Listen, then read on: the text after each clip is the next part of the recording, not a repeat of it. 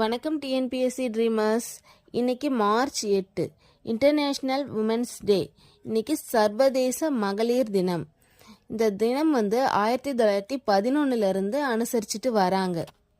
இந்த நாளுக்கான நோக்கம் என்னன்னா, பெண்களின் உரிமைகள், சமத்துவம் மற்றும் சாதனைகள் குறித்து விழிப்புணர்வு ஏற்படுத்துறது தான் இந்த நாளுடைய நோக்கம். இந்த நாளுக்காக ஒவ்வொரு வருஷமும் ஐக்கிய நாடுகள் அமைப்பு ஒரு தீம் அறிவிக்கிறாங்க.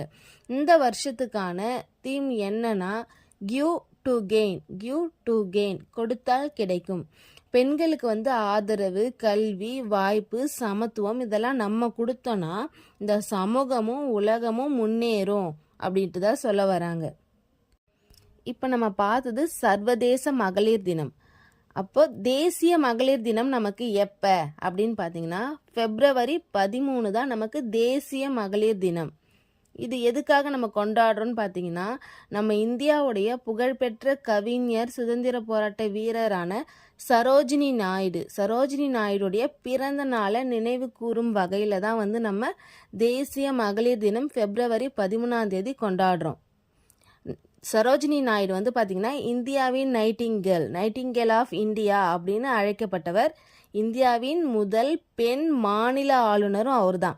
எந்த மாநிலத்துக்கு ஆளுநராக இருந்தாங்க அப்படின்னு பார்த்தீங்கன்னா, உத்தரப்பிரதேசத்துக்கு அவங்க முதல் பெண் மாநில ஆளுநராக இருந்தாங்க சரோஜினி நாயுடு.